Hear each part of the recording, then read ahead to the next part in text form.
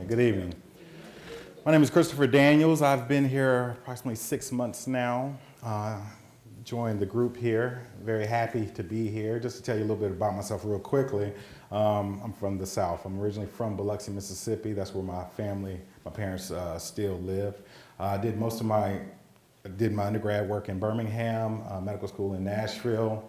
Most of my training in New Orleans, Louisiana. Worked 3 years in Lafayette, Louisiana with a large group there, and came on over here to help take care of the people of South Georgia. The reason why I mention all that is if one thing that you'll notice is that it's always been in the South. And I'm gonna show you some pictures which shows why that's so important. I'm very, very blessed and thankful to be able to do work in this field, something I'm so passionate about and devote my life to. But one thing is, I always wanted to be in something where there was a need. And I'll be able to show you, and you all already know how much of a need it really is. First of all, I actually want to commend all of you for coming out tonight to get this many people out here. And I know it's kind of cool and kind of damp outside, so you all definitely should be commended, okay? My topic, coronary artery disease, risk factors, prevention, and interventional cardiology treatment options. Wide gamut of people in here. Some might be medical, some might not be. So if it's too basic for some, I apologize, but the key here is to educate. And I want everyone to get something from this talk, and that's really what's important. All right. So February is Heart Month, and that's why we're putting on this talk, obviously. But what is cardiovascular disease? It's a common term used to describe blockage of blood flow affecting circulation to pretty much anywhere: heart, brain, eyes, kidneys, and the legs, which is called peripheral arterial disease. Faces of heart disease. There are two faces here, but really it could be anyone. Here we have former President Bill Clinton, and then we have the late Tim Russert. I don't know if anyone remembers Tim Russert. I'm sure some of you all do. He used to have the show has continued. It's called Meet the Press on Sunday mornings. And the thing about Tim Russert, unfortunately, he had a stress test, and then a couple days later, he ended up dying of a massive heart attack, basically at work. President Clinton, I'm sure a lot of you all are aware, I believe had quadruple bypass surgery shortly after he left office. Now, these are two Caucasian men, but quite frankly, it could be anyone. I've seen my youngest patient that came in Lafayette, Louisiana was 28 years old with a real heart attack, myocardial infarction, real. We've seen a number of 30-year-olds, 33-year-olds, and then obviously, the older, the more frequently it occurs. So heart disease death rates, this was why I emphasized to you I was from the South. This isn't a slide describing, who loves the Georgia Bulldogs despite its deep, deep red color. What this is actually describing is the darker color red shows the more significant death rates. In my home state of Mississippi, obviously the entire state is dark red. Now these are a little bit older in date, but unfortunately it hasn't changed much. I guess they're probably angry at you all for getting me over here and not taking care of people there. But if you look at our counties here in South Georgia, they're deep red as well. All right, so even though this was 1999 and 2003, we still have a whole lot of work to do. Stroke death rates. The deeper color purple represents a higher incidence of death from strokes, and obviously you're able to see all of our rates in our surrounding counties here. We have a lot of work to do, okay? Heart disease, stroke, peripheral arterial disease, it really all goes hand in hand.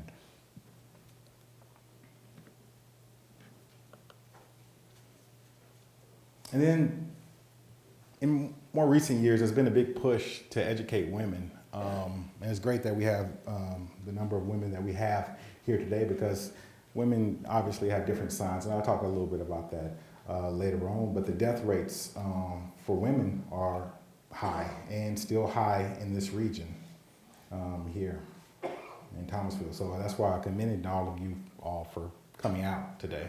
So what is atherosclerosis, which is basically ends up causing future heart attacks? Buildup of plaque inside an artery. So basically this is a short axis view. So what is a short axis view? A short axis view, imagine if you had a pipe and we saw that pipe. You just took a saw and actually saw it. And you're actually looking inside of a pipe, okay?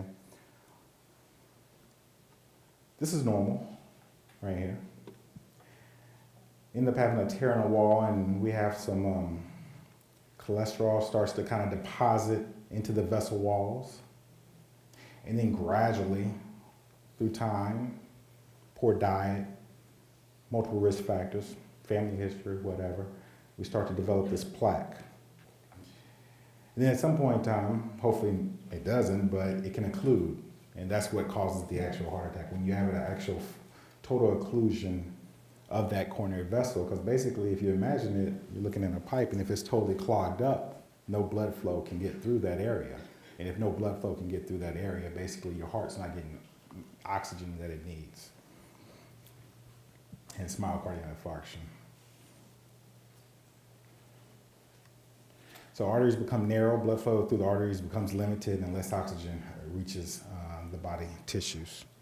So coronary artery disease can lead to obviously a heart attack. Has anyone seen, I know everyone watches television, and I don't recall what drug it actually is, but there's a commercial that's running now.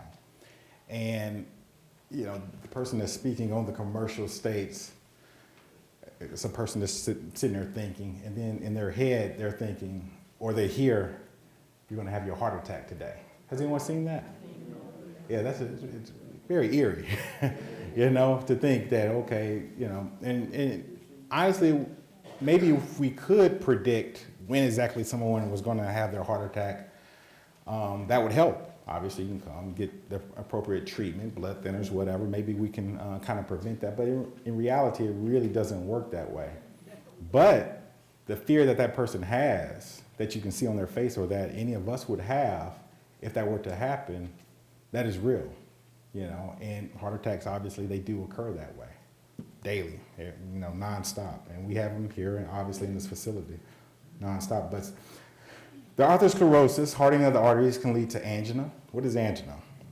Angina is that chest discomfort, okay? Chest discomfort that's caused by the blockages in the arteries, okay? Some you can live with, some you cannot. There are medications for a lot of angina. Can lead to heart attack, what we kind of mentioned.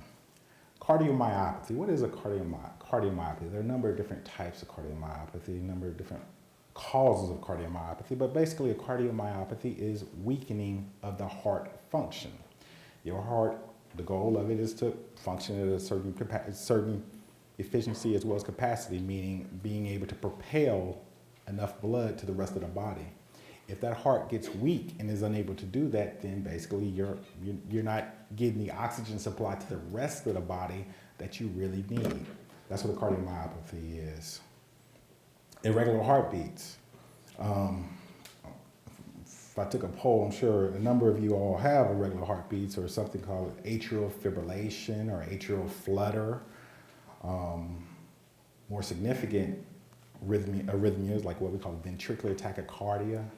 Like all those are major, or what we call arrhythmias. And heart failure. So the cardiomyopathies can lead to heart failure. So a little bit about stroke. They all go hand in hand. So basically, an artery to the brain becomes blocked,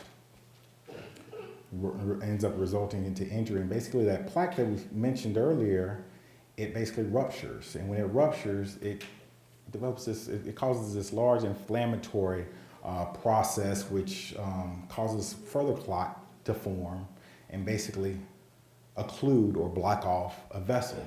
If the vessel is blocked off, that area of the brain or area of the heart, because they are basically the same, almost the same thing, that area can die if it's not intervened upon relatively quickly.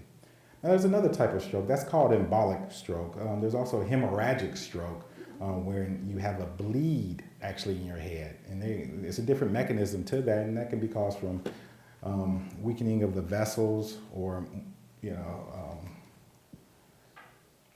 regularly actually increased blood pressure, significantly uncontrolled blood pressure, which can cause you to bleed into your head. So that's why it's so important that we all control our blood pressures. So heart failure. So this is the heart right here. So normal heart. So we have two sides. We have our left side and our right side. So what we call the right atrium, right ventricle, a left atrium here, and a left ventricle. And the left ventricle, the strength of that helps us propel blood out of the aorta to the rest of the body. So it's very important to have a strong left ventricle, and for that left ventricular wall not to become too large and too thick. The heart is basically a muscle, and just like if you're working out or whatnot, you start to build muscle. If your blood pressure's too high, like in this aorta and whatnot, the ventricle has to build more muscle to compensate for that. So your wall will become thicker. At some point in time, if your blood pressure stays too high, this ventricle can start to what we call die out a little bit, tire out. And then that shape, configuration of that ventricle starts to change. You might start to get what we call a dilated ventricle. And that ventricle right there doesn't have the same push, the same squeeze as a ventricle like this would have. And that's what leads to the heart failure. Now, a number of causes can cause this type of heart failure. Frequently, ischemia, meaning blockages, which is why we're here to talk about it. And there are other causes as well. So our risk factors of heart disease. We're going to talk about each one. Diet, cholesterol, high blood pressure, which we mentioned, inactivity, smoking. That's a big one, smoking. I'm sorry, I'm going to talk about that. Alcohol and stress. So our diet. I'm sure we all probably enjoy our fried foods from time to time, but we really have to watch that. All right. It's always interesting. I'm the son of a Baptist minister, and after church, a lot of times people will bring the chicken and everything else or whatnot, and I know people are familiar with all that, and that's really not the way we should be doing it, on a regular thing. So you have the fried shrimp, the fried fish, the French fries, and then this is what we call, in Louisiana, they call this boudin. Anybody ever heard of boudin? Yeah, boudin. Yeah. Boudin balls, yeah, basically. They have rice dressing. But that's why we have these numbers. That's why we have this color the way we do. This deep red, because we're contributing to it, So unhealthy diet, high in fat and cholesterol, increases our risk. So we have to make healthy choices. So a lot of fruits and vegetables. And when we prepare our vegetables, we want to avoid the margarine, avoid the the butter, on the vegetables. Just nice grilled. Maybe a little seasoning. Avoid the salt as well. Okay, and a lot of fruits. Alcohol is a big one. Alcohol actually can lead to cardiomyopathy and heart failure, and we see it. It's called dilated cardiomyopathy from excessive alcohol use. At times, when the patient stops the alcohol use, the ejection fraction, meaning the heart squeeze, can get better. It's really hard to say who's going to be affected by it and who's not going to be affected by it. Now, obviously, a lot of alcohol use also leads to a lot of other things, like liver disease, and can lead to cirrhosis of the liver for excess. All alcohol is not necessarily bad. Red wine actually can be healthy. It's actually the polyphenols in red wine that can improve, some of our lipid levels, meaning our cholesterol levels, specifically what we call the HDL, which is our good cholesterol. So anything in moderation. Beer, a lot of hard alcoholic beverages really aren't that good for us. So cholesterol. High levels obviously increase our risk of coronary heart disease, heart attacks, and strokes, and that's because that cholesterol starts to deposit into the vessel walls. And as it deposits, that's what starts to kind of help build that plaque that I showed you before, and eventually that plaque ruptures, and when it ruptures, that's your heart attack, your acute event. Depending on where that is in the coronary tree, your coronary vessel can determine how significant it is. Total cholesterol, less than 200, will definitely lower your risk, and a fasting lipid profile will tell you your numbers. Everyone in here should have at some point in time had their cholesterols checked by their primary care provider or whomever. But these are important numbers that you should know, and I want to encourage you all that if you all don't know, if you all do not know your numbers, when you go see your primary care provider, ask them specifically and ask them when the last time I actually had my lipids checked. And ask them about them. You know, how do they look? Are they good? Are they in the levels that I need them to be? So desirable numbers, just for the general population, obviously, is less than 200. But lower the better, especially for LDL. So this says 130, but I'm gonna be honest with you, if you have coronary artery disease, diabetes, peripheral arterial disease, that number really should be much, much lower. You know, lower the better, and actually 70, you know, is the real number. And so that's your bad cholesterol. And then HDL, 40 to 60 or greater is your desired goal. 40 for males and 50 for females. And then there's also a number that's not listed, it's called your triglycerides. It tells kind of how much, what your fatty intake is. Ideal number for that is less than 150. And there are medications that can help for all this. So, you know, when your physician tries to put you on that statin, as everyone's a lot of people have heard of the statin medication, and some people have complaints of myalgias, meaning muscle aches or whatnot. I want to encourage you all to really, really, really try to stay on it, because those medications actually help for a number of reasons. They help with the inflammation as well as your numbers here. So there's a reason why we have you on all of that. So factors that increase high cholesterol: diet high in fat and cholesterol, family history. Some people have just a family history of high cholesterol. It's called familial hypercholesterolemia or familial hypertriglyceridemia. Excess weight. Obviously, we want to try to keep a healthy weight. And physical inactivity, as well as age and gender. As we age, sometimes those numbers start to increase on us, especially for females. So what can we do? Obviously, the diet low in fat and cholesterol. Start paying attention to the labels. You know, when you're purchasing, when you're going to the store, start looking at the labels of the cholesterol intake, the sodium intake. You know, start paying attention to that. Maintain a healthy weight, and obviously exercise. American Heart Association just had something out last week that just said that of the benefit for seniors with just minimal, at least starting to do something, going from nothing to actually starting to exercise a little bit, and what kind of help that and benefit that could be for that patient population. So high blood pressure. Interestingly, a lot of times people show no signs of having high blood pressure. Some signs can be significant headache, blurry vision, maybe some pains here and there. But sometimes you might not even know.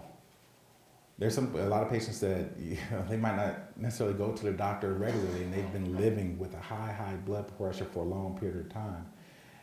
And just because you say that, and I hear frequently that, oh, that's just how my blood pressure runs. That's how my blood pressure runs. Well, that doesn't necessarily mean that it's correct to run that way. Okay, and there are things that we can do to improve that. We can't be necessarily scared. There are alternatives to medications, but we can't be scared of medications. And because what happens, it actually makes your heart work harder than what it normally does. And at some point in time, if your blood pressure is too high, just like that little image I showed you all earlier, it can cause that heart to basically weaken and die out. And not to mention the kidney issues and the eye issues that it causes. And obviously, normal blood pressure is 120 over 80 millimeters of mercury. So factors that contribute to high blood pressure: family history. A lot of times if your parents have had high blood pressures, it's likely that you might have high blood pressure. Ethnicity, African Americans oftentimes have higher blood pressures than their Caucasian counterparts. Gender, age. Females start to have higher blood pressure later in life as the estrogen starts to decrease. Age, it's important to know when a person starts to have high blood pressure, because that can kind of determine what workup we, for patients that, have high blood pressure at young ages, there are other causes, secondary causes of high blood pressure that really need to be ruled out. So that's not to be taken lightly. Obviously, heavy salt consumption, that's what we're talking about, the salt or the sodium that will be on the label. It's important that we pay close attention to that, so we need to start reading our labels. Obesity, it's important to lose weight and keep a healthy weight. How do you do that? You have to become active physically. The heavy alcohol consumption can contribute to that as well, so we want to keep that down. Pregnancy actually can as well. It's called pregnancy-induced hypertension. Some of those patients can have hypertension or high blood pressure after they deliver. However, oftentimes they're able to come off their medications that they were placed on. And oral contraceptives also can contribute to high blood pressure. So what can you do? It's the same thing. Eat lots of fruits and vegetables. Yeah. Somebody need to... She's going to check on that for us. Choose fat-free and low-fat dairy products. Reduce our sodium. Alcohol, definitely decrease, only in moderation. Healthy weight and stay physically active. And it oftentimes, as far as activity, physical activity, everyone's different. Every patient's not able to do the same thing. Oftentimes I tell my patients, I'm not saying I want you to go out and be a marathon runner, but I do want you to go out there and get active. And that activity level can be different things. It can be just simple ambulation, walking, walking. And then at times people have problems and difficulty with knees or whatever. So water aerobics actually can be a very helpful thing as well. And all that increases your risk of heart disease, as we mentioned. So they actually recommend, American Heart Association recommends 30 to 60 minutes of physical activity on most days of the week. Yeah, it's a lot. It's a lot. When we're sitting, and then they even have these different, if you go to therapy or whatnot, and they actually sell these items at the stores, Academy, Dick's or whatnot, where you can actually, if you have problems with your legs and you can't get on a stationary bike, which is actually excellent exercise, you can at least pedal with your arms or whatnot. For most, that's not necessarily an issue, but for some, that is an issue. So my reason for saying that is I try to get everyone active, regardless of their circumstance, stroke, whatever. I try to get everyone active. So this is a big one, smoking. First of all, I'm not going to ask anyone to hold up their hands for if they smoke or if they don't. I do have a few patients in here, and this is a pet peeve of mine. This is a big one, because I understand that it's an addiction to this. All right, nicotine is an addiction, but this is devastating. It's devastating to a person's health, and it does significantly increase the risk. And if I had to, without actually doing this and going and looking at all my patients from here, and the patients that I had to perform angiograms on, which we'll kind of talk about a little bit, or perform what we call interventions, meaning stents or whatnot, I would say roughly 70% smoke. 70, which is a significantly high number, okay? So obviously there's a correlation a lot of times. So it doubles your risk of heart attack. And there's people that have had heart attacks, they come back, still smoke. Have a heart attack, come back, still smoke, yeah. You all laugh because you all are here, so you all are trying to learn. But they're there, they're here, and you all know that. Y'all have family, and they do that. So it reduces oxygen in the blood, not to mention obviously the lung disease that it causes, and it damages blood vessels for all blood vessels, and that could be what we call the macro circulation. Macro meaning large, meaning vessels that I actually can see, but also micro circulation and vessels that I can't even see. So it's helped plug in those, what we call those capillaries and those arterioles. They're very, very small, so it's plugging them. So that's when sometimes a person might come in with chest pain and there's not anything we can do, and that might be one of the problems. Contributes to high blood pressure, contributes to low levels of HDL cholesterol, and then they're pricey too. I don't know what the going rate is, but they are pricey. So if you think about how much money you could spend on other things, that could be very beneficial. There are a number of ways to quit smoking. I know it's not, and I know it's not easy. So I don't want anyone thinking I'm making light of it. But talk to your physician, and your physician will definitely try to help you get off cigarettes. There are medications and there's side effects to all. There's potential side effects of medications, but your physician watches you closely. One of those is Chantix. One of those is Wellbutrin. There are patches, nicotine patches. Ideally, we would not want you to smoke while you're on those nicotine patches. There's the gum, there are the new vapor cigarettes, which we don't necessarily recommend because there's no real data out there. However, I will allow it if there is really an attempt to get off of the actual cigarettes, but a reason for focusing on this is we have to stop this. So if you smoke, try to get help because you need to quit, and also avoid secondhand smoke. And not to mention, we didn't really go into the lung issues, the COPD. Patients come in on chronic oxygen therapy and can't breathe, but still smoking. And I know this because I'm working right now, so I can go up to the upstairs and see patients that I saw today that fit this category. So our weight, we kind of talked about this already. And BMI, body mass index, and basically you're going with our weight, with our height, and for BMI of 30 or greater is considered obese, and 25 to 29 overweight, and greater than 40 extremely obese. And also we pay close attention to waist sizes. 35 and less is ideal for a female, and 40 and less for a male. So if you are overweight, 10 to 20 pounds can help lower your risk of heart disease. So stress also can contribute a great deal to coronary artery disease and to how your overall heart functions. And when I was thinking about this slide, I actually have a good friend, Bill Abide. He was a co-fellow along with me. And what I wanted to do is I wanted to figure out what's the most stressful job? Because I feel like I have a stressful job, but it's not the most stressful job. What is the most stressful job? And Bill, who's a cardiologist, he's practicing in Dallas now, but his brother was in Afghanistan. And his brother's job was this isn't actually his brother, but his brother did perform this duty. His brother's job was to disarm bombs.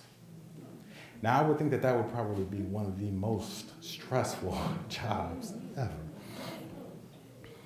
But stress obviously contributes to, heart disease. So much so, I forgot what newspaper article this was in. This has been a while, but it talks about the stress of our presidents. And obviously that's a very, very stressful job.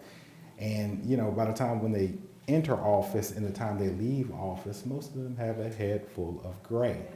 And the reason why is because of the stress of the job. Happened with President Bill Clinton, President George Bush, and while President Obama doesn't necessarily look like this, probably because he does dye his hair a little bit, he has been seen to have a lot of gray. Stressful job. So handling stress poorly increases your risk of heart disease. It really does. And a lot of times we spend a large portion of the clinic visit, even discussing this. And you all know, you come in, sometimes you talk to your doctor about family issues, what's going on at home, and all that stuff is important for us to know. Because we try to do our best to try to limit that, but it's important that you all recognize potential stressors in your lives and try to limit them. And sometimes that might mean hard decisions, I don't know, but you have to limit that and take care of yourself. So in doing that, you have to set realistic goals for yourself, and reject excessive demands on your time. Coping mechanisms, try relaxation, meditation, prayer, exercise, and breathing techniques. And there are other risk factors you really cannot control, like your age. If we're all blessed enough, we're all gonna hopefully reach a ripe age, See a lot of seniors in here, which is great. Unfortunately, like I told you before, I've had to fix 28-year-olds, 30-year-olds, 33-year-olds, and everyone does not make it for whatever reason. So as we age, obviously we're going to, at times, maybe become iller, but it's what can we do about it? And there are things that we can do, things that we talked about, eating a healthy diet and trying to become active and exercise as much as we can. So gender, our risk, once a man reaches age 45, that risk substantially goes up. And women's risk begins to increase at age 55. And then after menopause, more women actually die of heart attacks. And that's something to do with the estrogen that I mentioned before. As far as ethnicity goes, African Americans, Hispanics, American Indians, and Native Hawaiians actually have higher risk than that of Caucasians. Family history, if your family member had a heart attack before age 65, and specifically if your father if he had a heart attack less than 55 and a mother less than 65, you are at increased risk. Diabetes, they go hand in hand. It's very, very important. One, to know what your hemoglobin A1C. So I already talked to you about lipids. You need to know what your lipid level is, okay? Your lipid levels are your cholesterols and all that. But if you are diabetic, and there's some diabetics in here, you need to know what your hemoglobin A1C level is. And that's a kind of a value that tells you what your blood sugars have kind of been doing over the last 3 months. And it's not figured like 120 or 200 or anything like that. The goal is actually less than 7. 80% of diabetics die from cardiovascular disease, 80%. So obviously, we try to treat that patient population very, very aggressively with prevention. So we mentioned women earlier, and I showed that slide, and it is important to recognize because 8.6 million women die from heart disease yearly worldwide. 8 million women in the U.S. currently have heart disease. This is the big one. 435 women in the U.S. have heart attacks yearly. And 267,000 of those actually die of heart attacks yearly. Over half, that's a lot of deaths. So when women have a heart attack, 42% of those women will die within the first year, 24% compared to that of 24% of the men. And under age 50, women's heart attack is more than 2 times likely to be fatal compared to men. Then when we look at the races, age-adjusted risk for heart disease in African American women is 72% higher than that of Caucasian women. So those are some significant numbers. So we have to start taking care of ourselves. And for the African American population between ages 55 and 64, they're 2 times likely to have heart attack in comparison to Caucasian women. So already we have a problem with women in general. We have a significantly worse problem for African American women. So warning signs of heart attack, and these can vary, but they're important. So uncomfortable chest pressure, squeezing, pain lasting more than a few minutes. I've seen it being described as being sharp to pressure, elephant sitting on my chest. Can radiate to the back, to the arms, numbness, tingling. Patient can have lightheadedness, sweating, nausea, fainting, shortness of breath, fatigue, just kind of not feeling the same. One big question, not question, but a lot of times my patients, and it's a similar population to what I had in Louisiana to what I have here, especially the men that hunt.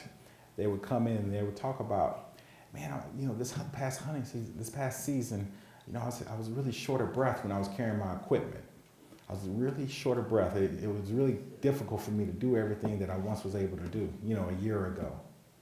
Lo and behold, we do stress tests, whatever. At times, Catherine, and they have significant disease. We've seen that a number of times.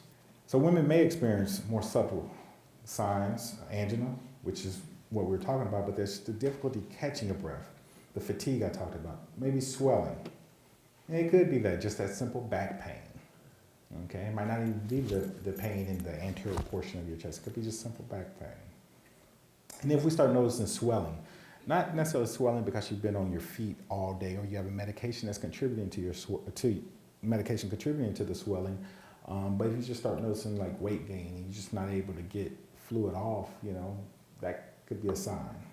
Also of equal importance is warning signs for stroke. So sudden weakness in an arm, hand, or leg, loss of feeling on one side of the face or body, Sudden trouble just seeing with one or both eyes. Loss of balance or difficulty walking. Confusion or difficulty talking. Sudden severe headaches. And time is critical.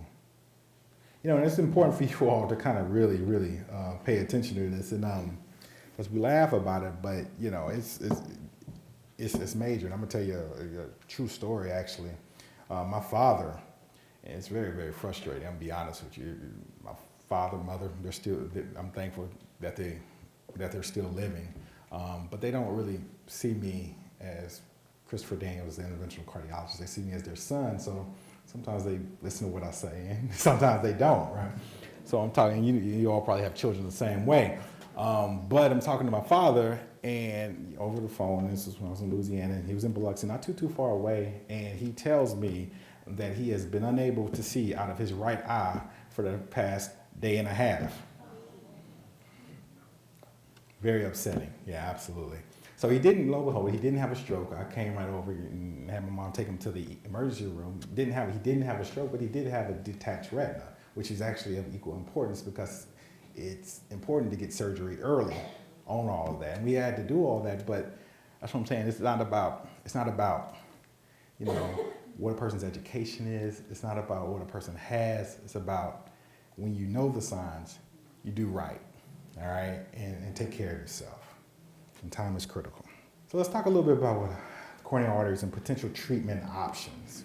Let me explain to you. So this is actually a CTA, so a CT scan of vessels. And all this is this actually shows what we call anomalous coronary, but that's not what we're here to talk about.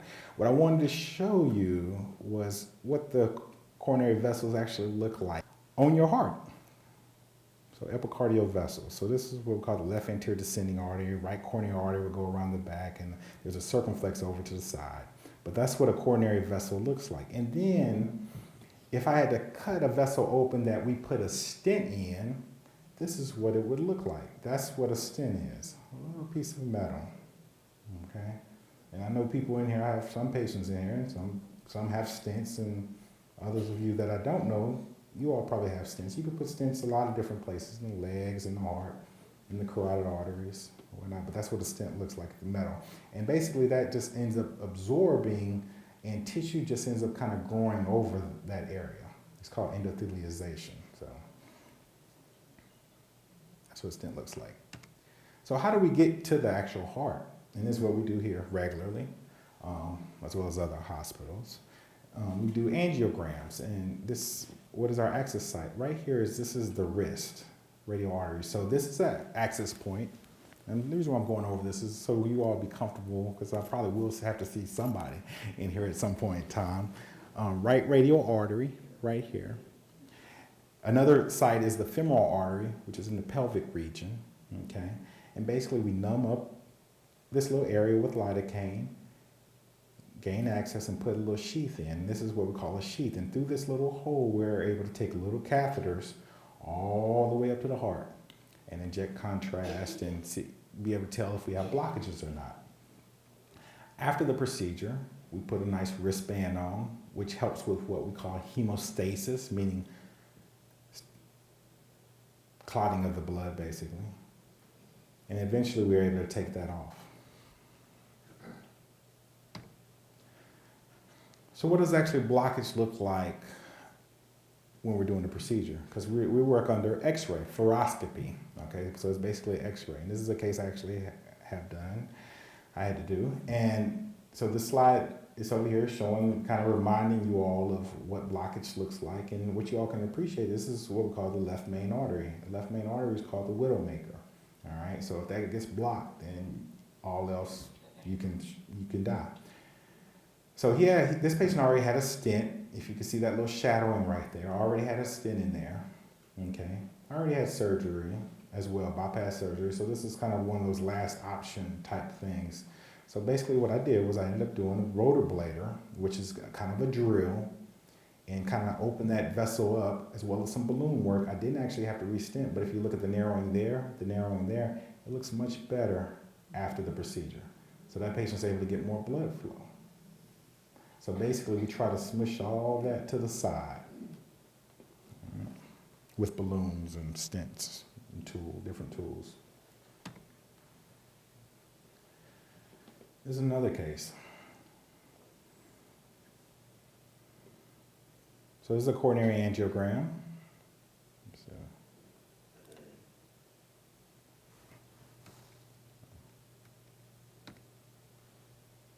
let's see if I can get this plan.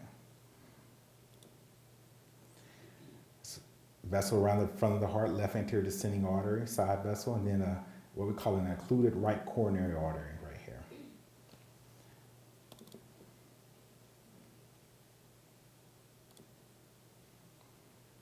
And this is what your coronary vessels look like when we're doing the procedures. And so occluded right coronary artery. So this is a patient that came in heart attack. If you see, ideally you'd like to see more blood flow going down this way. All this is contrast that's representing blood flow basically. But you see that nub? So that's what happens as we continue to eat the wrong way, smoke, not really physically active like we should be. We end up developing clots, and that's what the clot looks like basically when you come in for a heart attack. And then after I did what I'm not going to show you, I'm showing wires and everything else to kind of, but after the procedure, that's what it looks like. So now it's getting a lot of blood flow.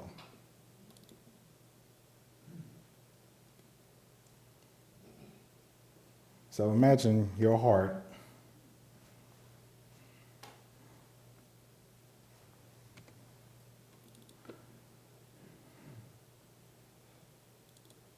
with only this. You see it's missing a lot of blood flow, okay? So that's how a heart becomes very ill, you end up with heart failure, and some patients can die from a heart attack because it's just cut off of blood flow. But once you get it open, everything can be good. Not only do we work on the heart, obviously, and all these risk factors contribute to heart disease, but this is Cardiovascular Month, so also importance is peripheral arterial disease, which I'm not going to go in detail with, but when a patient starts to have significant what we call claudication symptoms, meaning difficulty walking, pain in the legs, not caused by nerve issues like sciatica or anything, but for those patients with some of those risk factors we talked about, the diabetes, the excessive smoking, there's a chance that you're going to have blockages in your legs as well.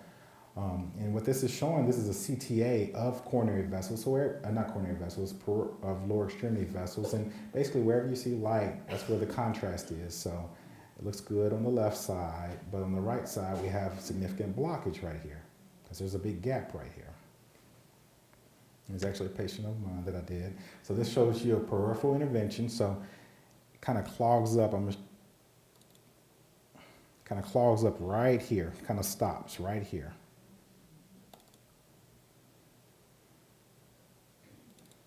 Just another picture of it. It's right there. And all that extra stuff is what we call just collateral flow, extra flow. And then this is kind of showing me use a device to kind of get through all that blockage. And that's what the wire is, basically. So I think this was what we call a crosser device. And then through balloon work, a lot of balloon work and stenting or whatnot, we end up with these results, where the blood flow is running back down the leg appropriately. So obviously this patient's going to feel much better by now having blood flow. And we're able to do all that from the groin area without actually operating. Also, carotid stenosis. So I talked to you about the legs quickly, talked to you about the coronaries, which is the heart. Carotids of equal importance, Carotid ultrasounds, make sure your doctor listens for bruise on your neck whenever they examine you.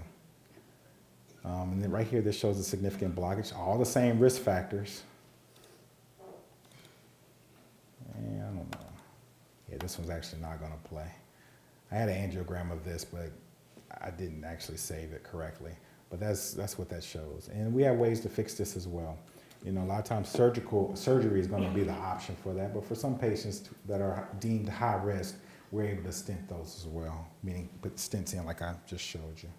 So think about where we are. And then I want you to imagine yourself 5, 10, 15, 20 years from now from a health perspective, and what do you like about yourself right now, and where do you want to be?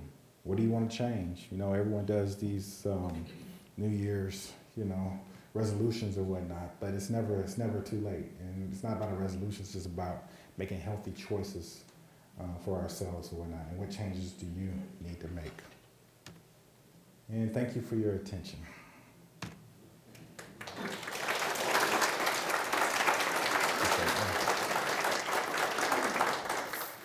Questions? Yeah, that's very controversial, okay? And let me tell you why. There have been studies that have shown, so the estrogen decrease does lead to the increase in cholesterol levels, as well as the potential increase in blood pressure, as well as possible increase in heart disease risk. But patients that have been shown to be on estrogen for prolonged periods of time also have increased risk. It's like a study. Anytime you look hard enough, you're going to find something. So, as a cardiologist, what we like to recommend, because patients, they come in and they talk about hot flashes and everything. If your gynecologist or your primary care provider absolutely is adamant on hormone replacement therapy, ideally, our recommendation is the lowest possible dose for the shortest amount of time. That's the goal. So to answer your question, for prolonged estrogen therapy, no. We would not recommend that. Supplement with that for estrogen? I'm unsure of that one. Yeah, so I do not know that one. I would have to look that up, and I'm very unsure about that one. So EKG, it's going to be hard for EKG not to show you that it's not pumping strong enough. Now, EKG, which is electrocardiogram, which everyone should have had by now, electrocardiogram can show your heart rate, your heart rhythm, and what certain segments look like. Meaning there's a potential for blockage, but it can't tell you 100% that there is or that there isn't. But it won't necessarily tell you your heart function. There are times they say that it's incredibly weak, okay? And for those particular findings, you definitely need some further studies, which something like what we call an echocardiogram, which is an ultrasound of the heart, where they put gel on your chest wall and do the ultrasound. Possible stress testing, so further evaluation. Plastic left lung, or not left lung, what was it? The heart. That's basically, and how old was your grandchild? 4 months. Yeah, 4 months. And basically I showed you all a picture of the 4 chambers of the heart, basically. The left atrium, left ventricle, right atrium, right ventricle. Everything has to work synchronously, meaning together. And if something, unfortunately, doesn't develop correctly, then you can't get that synchronous motion and movement of the heart. And with that condition, hypoplastic, I guess maybe right ventricle or whatnot, one of the ventricles, or hypoplastic left ventricle, the ventricle is not, it just can't function appropriately like it should. Yeah, so I think with congestive heart failure, there are a number of, like I mentioned before, so her question was, which is a good question, congestive heart failure, if it runs in the family, can I get it? There are different types of congestive heart failure, and there are different types of cardiomyopathy. Can you get it? Yes, you can, but depending on the cause. It's important for you to take care of your risk factors, as mentioned before, meaning your blood pressure, making sure your blood pressure is controlled, making sure you actually go to regular visits, making sure you're watching your sodium, your salt intake. All of those things are things that you can help kind of prevent. Salt. Is sea salt good? The problem with sea salt or any other type of salt substitute is that we try to compensate by not using our real salt, because it doesn't taste like what we're used to. So before you know it, you end up using more of no salt. You are at risk. What were the ages of you? So her question is, both mother and father had massive heart attacks. So they passed away from their heart attacks. Her mother also had high blood pressure, and she's worried about her risk. So what were the ages? My mom was 70, my dad was 60. Okay, so as I showed the slide earlier, so for fathers less than age 55 and mothers less than age 65, okay? So your mother does put you at increased risk. Now, as we age, as men get over age 45, our risk starts to substantially increase. So I can't necessarily say you're at increased risk because of your father, but you are at increased risk because of your mother, so it's important that you're doing everything right. We went over a lot of slides here talking about prevention. you know, and things that we can do, and making sure you're on the right medications. And, you know, your doctor will talk to you about all those right medications. But, you know, I want to emphasize healthy lifestyle, a real healthy lifestyle.